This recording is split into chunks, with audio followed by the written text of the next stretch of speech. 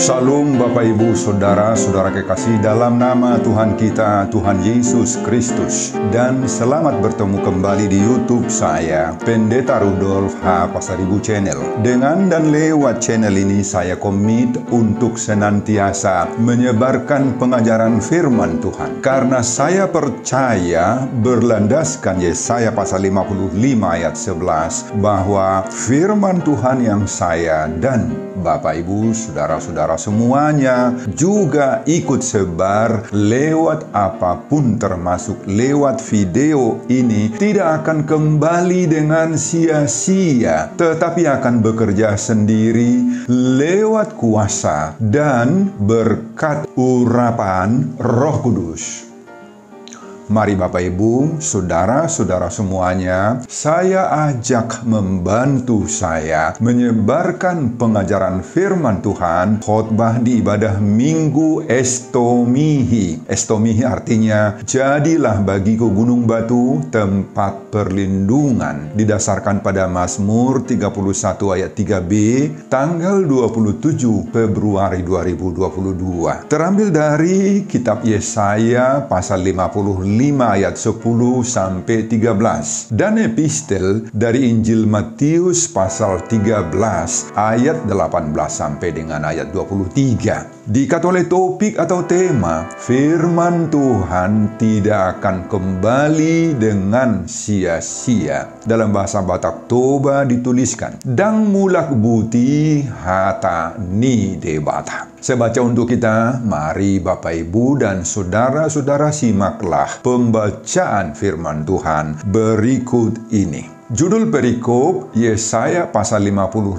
mulai dari ayat 1 sampai dengan ayat 13 adalah seruan untuk turut serta dalam keselamatan yang dari Tuhan. Dan khotbah kita dari ayat 10 sampai dengan ayat 13. Sebab seperti hujan dan salju turun dari langit dan tidak kembali ke situ, melainkan mengairi bumi, membuatnya subur dan menumbuhkan tumbuh-tumbuhan, memberikan benih kepada penabur dan roti kepada orang yang mau makan. Demikianlah firman-Ku yang keluar dari mulutku, ia tidak akan kembali kepadaku dengan sia-sia, tetapi ia akan melaksanakan apa yang kukehendaki dan akan berhasil dalam apa yang kusuruhkan kepadanya. Sungguh kamu akan berangkat dengan sukacita dan akan dihantarkan dengan damai. Gunung-gunung serta bukit-bukit akan bergembira dan bersorak-sorai di depanmu,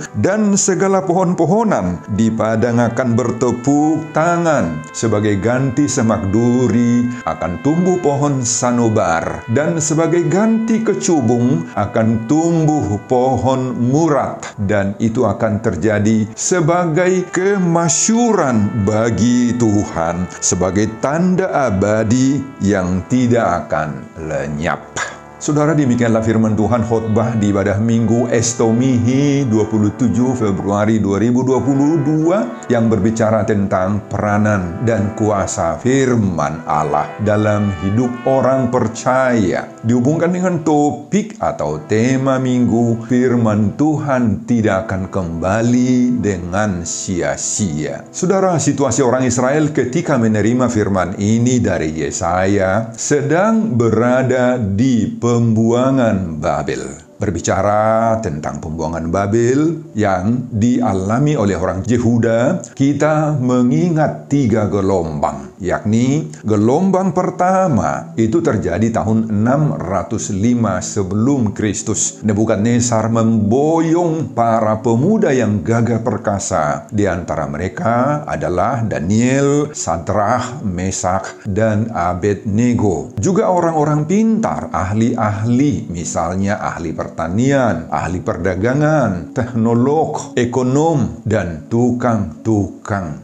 Kemudian gelombang yang kedua terjadi pada tahun 597 sebelum Kristus, ketika Raja Yoyakin memberontak. Akibat pemberontakannya, maka Babel menyerang Israel dan memboyong penduduknya menjadi tahanan perang. Turut juga dibawa pejabat-pejabat teras pemerintahan, para tentara yang gagah perkasa, alat-alat atau benda-benda kudus dari bait Allah juga dibawa. Saudara, gelombang yang ketiga terjadi tahun 587 sebelum Kristus, waktu Raja Sedekia memberontak kepada Babel. Dia ditangkap, disiksa, bahkan matanya dicongkel dua-dua. Semua anak-anaknya dibunuh di hadapan atau disaksikan oleh Sedekia sendiri. Bait Allah yang ada di Yerusalem itu dihancurkan rata tanah, dan penduduknya dibawa ke Babel, yakni semua kaum bangsawan, imam-imam besar, kepala pengawal raja, pegawai istana. Maka tinggallah di Yerusalem orang-orang sakit, orang-orang cacat, orang-orang tua renta yang sangat-sangat lemah dan yang tidak produktif lagi. Saudara, apa dan bagaimana keadaan kehidupan mereka di Babel itu? Mereka terdiri dari 3 kelompok. Kelompok pertama, yakni sebagian besar mereka yang tinggal di Babel itu mengalami penderitaan berat, tersiksa, baik dalam hidup sehari-hari, secara ekonomis, sulit mendapatkan kebutuhan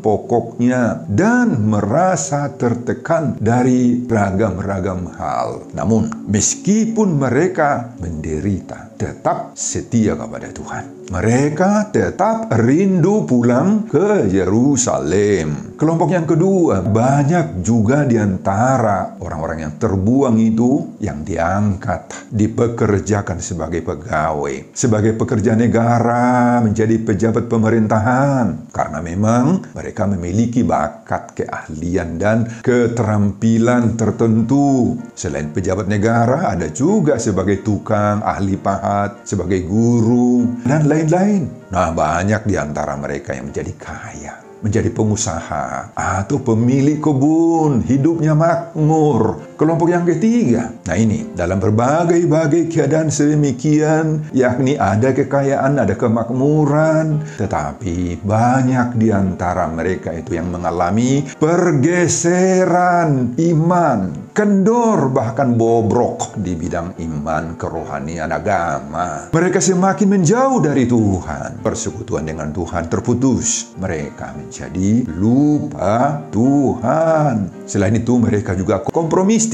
dengan agama-agama masyarakat Babel. Mereka menyesuaikan diri dengan agama orang-orang Babel, termasuk penyembahan berhala. Inilah penyakitnya manusia ini. Sewaktu menderita, rajin beribadah, berdoa, malam minggu, memanggil nama Tuhan. Tetapi setelah Tuhan memberi dia misalnya pekerjaan, memberikan kepadanya jabatan, pangkat, kedudukan, apa yang terjadi dalam dirinya? Mulailah dia lupakan Tuhan, lupa gereja, lupa malam minggu, lupa beribadah dan persekutuan-persekutuan lain. Setelah hidupnya kenyang, makmur, memiliki harta, kekayaan, lambat laun mereka tidak lagi ada waktu untuk baca Alkitab, gak mau lagi mendengar firman Tuhan, dan bahkan sudah sombong, hatinya sudah terpaut dan dikuasai oleh materi, oleh hartanya. Sesudah kenyang, lupa daratan, lupa kacang akan kulitnya, lupa Tuhan si pemberi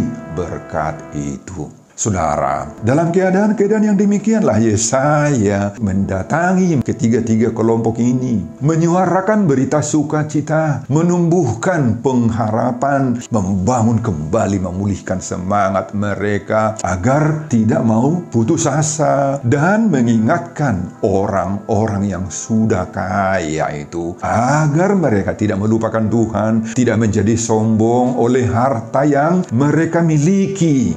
Saudara, khusus pada pasal 55 ini, Yesaya mengarahkan seruannya kepada semua kalangan. Ya, orang-orang miskin, juga orang kaya yang sudah jahat di hadapan Tuhan, sudah meninggalkan, melupakan Tuhan. Pada ayat 1 dituliskan, Ayo, hai semua orang yang haus, marilah dan minumlah air, dan hai orang yang tidak mempunyai uang, marilah, terimalah gandum tanpa uang pembeli, dan makanlah juga anggur dan susu tanpa bayaran. Saudara, Yesaya melihat orang-orang miskin itu begitu tertindas, seperti orang-orang yang haus, lapar, yang berkekurangan dalam segala hal. Yesaya menggambarkan hidup mereka seperti tanah yang butuh air hujan, butuh embun untuk melembutkannya, melunakkannya, yang selama ini udah gersang keras. Kemudian pada ayat 2-9, Yesaya berbicara terhadap orang-orang kaya yang sudah sombong itu. Pada ayat 2 Yesaya mengatakan, "Mengapakah kamu belanjakan uang untuk sesuatu yang bukan roti, dan upah jerih payahmu untuk sesuatu yang tidak mengenyangkan?" Pada ayat 3, "Sedengkanlah telingamu dan datanglah kepadaku, dengarkanlah." Pada ayat 6, "Carilah Tuhan selama ia berkenan ditemui, berserulah kepadanya selama ia dekat." Kemudian ayat 7, Yesaya menuliskan, "Baiklah orang-orang fasik meninggalkan jalannya, dan orang jahat meninggalkan rancangannya. Baiklah ia kembali kepada Tuhan." Saudara, pada ayat 10-13, khusus dalam nats khotbah kita, Yesaya sangat-sangat menekankan peranan dan kuasa firman Allah bagi kehidupan orang Israel dan kehidupan kita orang percaya ini. Apa peranan dan kuasa firman Allah itu? Pada ayat 10, Yesaya mengatakan firman itu seperti hujan dan salju yang turun dari langit dan tidak akan pernah kembali lagi ke langit, melainkan dia akan bekerja untuk mengairi bumi, untuk membuat bumi itu, tanah itu yang sudah gersang itu subur, dan menumbuhkan tumbuh-tumbuhan, memberikan benih kepada penabur. Pada ayat 11, firman Allah itu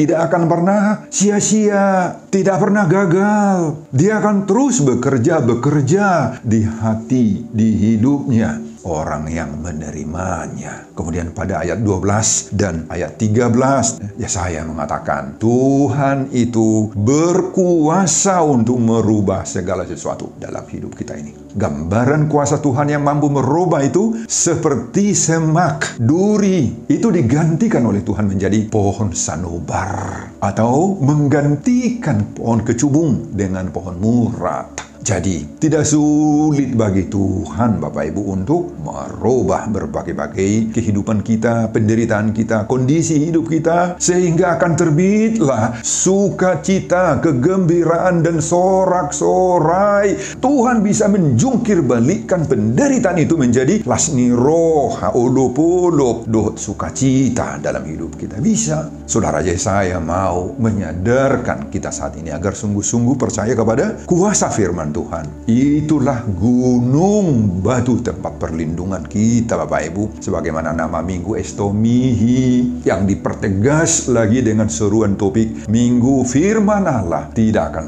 kembali dengan sia-sia. Saudara, itulah isi keseluruhan khotbah kita di ibadah Minggu Estomihi 27 Februari 2022, dihubungkan dengan topik atau tema Minggu Firman Tuhan tidak akan kembali dengan sia-sia.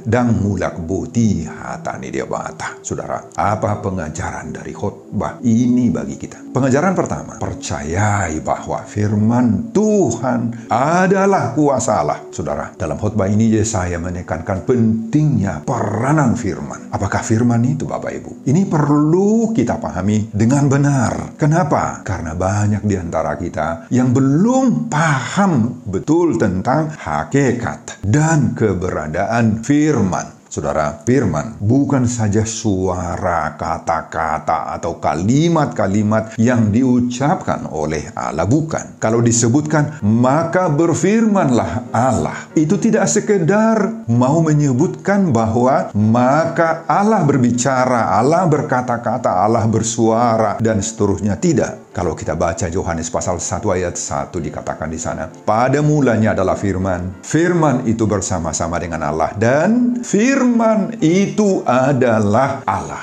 Jadi Bapak Ibu, firman itu adalah diri, pribadi, dan hakikat Allah sendiri. Firman itu bukan hanya suara atau ucapan-ucapan yang keluar dari mulut bibir Allah. Firman itu adalah diri, pribadi, kuasa Allah sendiri. Amin Bapak Ibu. Kemudian Yohanes 1 ayat 14 diteruskan lagi, firman itu telah menjadi manusia dan diam di antara kita. Itulah Yesus Kristus. Saudara, nabi-nabi perjanjian lama juga jauh-jauh hari sudah memberi gambaran kinerja dari firman Allah itu. Kita lihat misalnya Nabi Yeremia. Nabi Yeremia menegaskan keperkasaan firman Allah yang digambarkannya seperti kinerja api dan palu. Yeremia pasal 23 ayat 29 dituliskan, bukankah firmanku seperti api dan seperti palu yang menghancurkan bukit batu.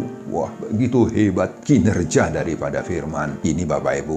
Katakan di sana seperti api dan seperti palu. Nabi Yesaya juga dalam khotbah ini menjelaskan kinerja firman itu ibarat hujan dan salju yang turun dari langit dari atas dan tidak kembali lagi ke atas, melainkan akan mengairi bumi, membuatnya subur, menumbuhkan tumbuhan, memberi benih kepada penabur dan roti kepada orang yang mau makan. Makanya Yesaya dalam khotbah ini menegaskan bahwa setiap firman Allah yang keluar dari mulutnya Allah tidak akan kembali dengan sia-sia, tetapi ia akan melaksanakan, bekerja yang dikehendaki oleh Tuhan. Dan akan berhasil dalam apa saja yang disuruhkan oleh Tuhan. Dalam perjanjian baru, kita lihat juga bagaimana Paulus mengatakan bahwa firman Allah tidak mungkin gagal. Roma 9 ayat 6. Gak mungkin gagal Bapak Ibu. Akan selalu bekerja dan berhasil.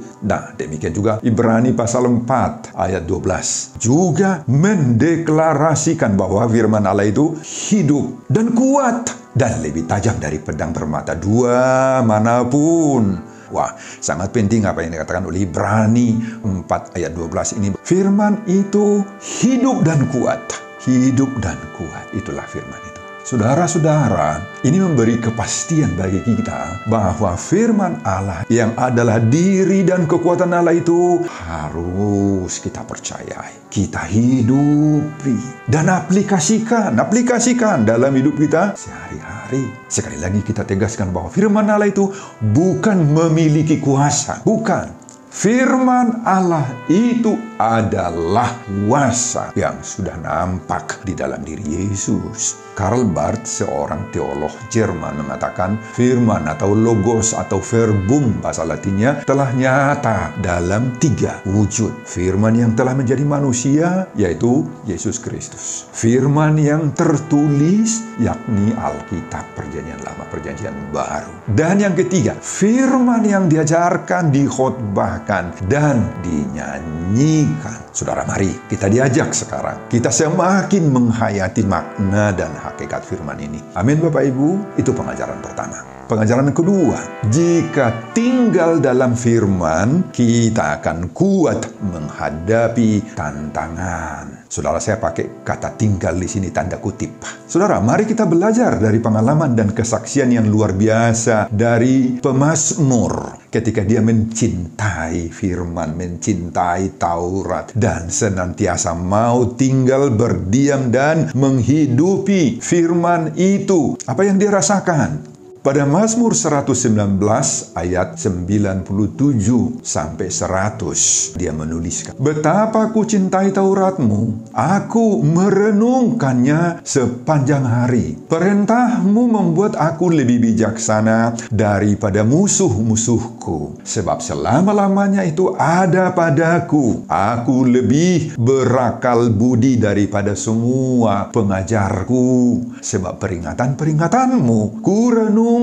Aku lebih mengerti sebab aku memegang titah-titahmu. Saudara, pemazmur mengakui bahwa firman Allah yang dalam mazmur ini disebut perintah Tuhan membuat dia lebih bijaksana, berakal budi, dan lebih mengerti 3 kata kunci yang dipakai oleh pemazmur di sini. Kata bijaksana dalam bahasa Ibrani dipakai hakam, hokmah sama. Dari situ kata hikmat, yakni berbagai-bagai kemampuan. Kecerdikan yang berasal dari Allah, dari sorga, dari atas itu. Kemampuan seperti inilah yang membuat seseorang menjadi bijak dalam segala hal, terutama dalam keadaan-keadaan masa sulit, ketika terpuruk, ketika terhimpit. Hikmat dari atas ini membuat orang mampu mengelola kecerdasan yang dimiliki, kelihayan yang positif, kecerdikan yang dapat dimanfaatkan dalam segala bidang pekerjaan yang diembannya, dilakukannya. Kemudian kata yang kedua dipakai pemazmur, berakal budi. Dalam bahasa Ibrani dipakai sakal. Arti sakal itu sangat berhati-hati. Ada kecerdasan khusus. Dia punya kapasitas untuk tugas-tugas yang harus diembannya. Kemudian kata ketiga, mengerti, itu diterjemahkan dari bahasa Ibrani bin. Artinya bisa melihat,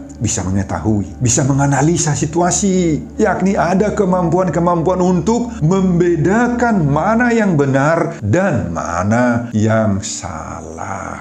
Saudara, kita sangat-sangat membutuhkan ketiga-tiga unsur kemampuan dasar ini. Kita butuh bijaksana, kita butuh akal budi, kita butuh pengertian, pemahaman. Hidup sehari-hari kita senantiasa, Bapak Ibu, diperhadapkan dengan berbagai-bagai tantangan yang menghadang langkah kita, menghadang usaha kita, bisnis kita, bagi pebisnis, menghadang pekerjaan-pekerjaan baik di kantor, di tempat-tempat kerja, di tempat-tempat pertiga-tigaan dan sebagainya. Banyak masalah yang pasti harus kita hadapi. Maka kita butuh bijaksana, akal budi, dan pengertian. Jika kita tidak memiliki bijaksana, akal budi, dan pengertian ini, maka kita akan mudah sekali terbawa arus dunia ini. Gampang sekali kita akan dipengaruhi oleh ajaran-ajaran yang menyesatkan. Kita akan mencari kuasa-kuasa yang kita anggap bisa membantu kita. Akan tergoda mencari dukun, menggunakan jimat-jimat, penjaga daging, penjaga rumah, dan berbagai-bagai magic-magic lainnya, Bapak Ibu. Meski kita memiliki segudang ilmu pengetahuan dan kemampuan berteknologi tinggi, tetapi itu tidak cukup untuk menyelamatkan kita dari berbagai-bagai kesulitan hidup. Tetapi firman Tuhan itulah yang membuat kita memiliki kepekaan rohani sehingga mampu membaca situasi, membaca keadaan kondisi yang sedang kita hadapi, dan membuat apa yang harus menjadi jawaban untuk itu sehingga kita selamat. Firman Tuhanlah yang memberikan kita bijaksana, akal budi, pengertian dalam menghadapi tantangan-tantangan hidup ini. Lewat firman-Nya, maka kita akan bisa tetap kuat dan tidak mudah terjatuh oleh apapun dalam hidup ini. Amin, Bapak Ibu. Pengajaran yang ketiga, hargai setiap firman yang kamu dengar. Saudara, secara jujur kita akui bahwa banyak di antara jemaat Kristen yang sering merasa bahwa datang ke gereja itu hanya membuang-buang waktu dan tenaga saja. Bagi banyak orang, mendengar khotbah itu tidak merasa ada guna dan manfaatnya karena mereka anggap itu sangat-sangat abstrak. Hanya teori belaka, terlalu muluk-muluk, dan sering tidak masuk akal. Apalagi di saat mendengar khotbah yang sedikit agak lama, lebih panjang dari yang biasanya. Maka mereka menganggapnya firman Tuhan itu sudah bertele-tele, berulang-ulang. Sudah sering dia dengar, sudah tahu dia semua apa yang dikhotbahkan. Dan bahkan orang seperti ini akan menilai khotbah itu isinya dangkal, bahasanya amburadul. Saudara, jika ada di antara pendengar khotbah ini yang tergolong kepada orang yang seperti itu sikapnya, pandangannya terhadap khotbah, maka firman ini sangat-sangat penting. Kita cermati firman ini, membuat kita sadar kembali apa itu firman. Ingatlah bahwa pandangan seperti itu sangat-sangat keliru dan fatal sekali. Jauhkanlah pandangan seperti itu. Itu adalah bisikan iblis sendiri, bisikan setan sendiri itu, Bapak Ibu. Ingat itu. Hari ini kita disadarkan bahwa firman itu tidak akan pernah kembali dengan sia-sia. Artinya itu apa? Firman itu pasti menghasilkan buah dan manfaat bagi yang mendengar dan menerimanya. Itu sebabnya kalimat itu tetap saya sampaikan itu ketika saya membuat atau men-share khotbah-khotbah di YouTube, bahwa firman yang saya sampaikan ini tidak akan pernah kembali dengan sia-sia. Itu saya katakan tiap khotbah yang saya share. Bapak Ibu, percayailah bahwa apabila kita mendengar firman itu dengan sungguh-sungguh, maka itu pasti akan ada dampaknya, ada manfaat positifnya bagi kita. Firman itu akan bekerja sendiri dalam hati setiap pendengarnya. Maka lewat firman itu Tuhan bekerja, sebagaimana ayat 12 dan 13 tadi yang mengatakan, firman itulah yang merubah hidup kita. Gambarannya seperti mengganti semak duri menjadi pohon sanubar, mengganti kecubung dengan pohon murat. Jadi tidak sulit bagi Tuhan untuk merubah berbagai-bagai penderitaan kondisi hidup, sehingga terbitlah sukacita, kegembiraan, dan sorak-sorai serta tepuk tangan bagi kita. Hidup yang disentuh oleh firman Tuhan akan kembali hijau, penuh sukacita, semangat, ada damai sejahtera, meski harus menghadapi berbagai-bagai tantangan dan pergumulan. Tetapi sebaliknya, hidup orang yang tidak disentuh oleh firman Tuhan itu, yang jarang baca firman, minggu datang beribadah, maka hidup mereka akan gersang, kerdil, keras, tidak bersemangat, loyo, selalu cemberut pandangannya, murhing, buhina, mudah jatuh ketika menghadapi cobaan kemelut hidup dan berbagai-bagai tantangan. Jadi Bapak, Ibu, dan saudara-saudara, firman itu tidak akan pernah sia-sia, melainkan kita sendirilah yang menyia-nyiakannya, sehingga masuk dari telinga kanan, keluar dari telinga kiri. Makanya sebagai hamba Tuhan, sebagai penabur benih firman Allah, kita janganlah jemu-jemu menabur firman. Tuhan sendiri yang bekerja, Roh Kudus akan berkarya membuat firman-Nya berdampak pada pendengar khotbah kita. Dan sebagai jemaat biasa, janganlah pernah kita lelah mendengar firman, karena Tuhan bekerja di dalamnya. Pengaruhnya akan nyata bagi kita, bagi saudara, baik secara cepat maupun lambat. Sebelum saya mengakhiri khotbah ini, kembali saya mengajak Bapak, Ibu, dan saudara-saudara untuk membantu saya menyebarkan firman Tuhan khotbah di ibadah Minggu Estomihi 27 Februari 2022 dari kitab Yesaya pasal 55 ayat 10 sampai dengan ayat 13 ini, agar kita semuanya sungguh-sungguh mau percaya firman Tuhan tidak akan kembali dengan sia-sia, dan mulak buti hata ni dewata termotivasi lewat khotbah ini. Simak juga video-video khotbah saya yang lain, agar Bapak, Ibu, dan saudara-saudara memiliki sentuhan dan pemahaman rohani yang semakin diperkaya. Buka di YouTube saya, Pendeta Rudolf H. Pasaribu Channel. Selamat mengikuti ibadah minggu, baik di gereja ataupun di rumah kita masing-masing. Tuhan Yesus memberkati kita. Salam Horas. Amin. Bapa, terima kasih untuk firman-Mu yang Engkau berikan kepada kami lewat khotbah ini. Berkatilah setiap pendengar khotbah ini, Tuhan. Berkati juga hamba-Mu dalam persiapan-persiapan khotbah berikutnya. Semuanya saya peruntukkan demi kemuliaan hormat bagi Tuhan. Dalam nama Yesus Kristus saya berdoa dan mengucap syukur. Terpujilah nama-Mu, Bapa. Amin.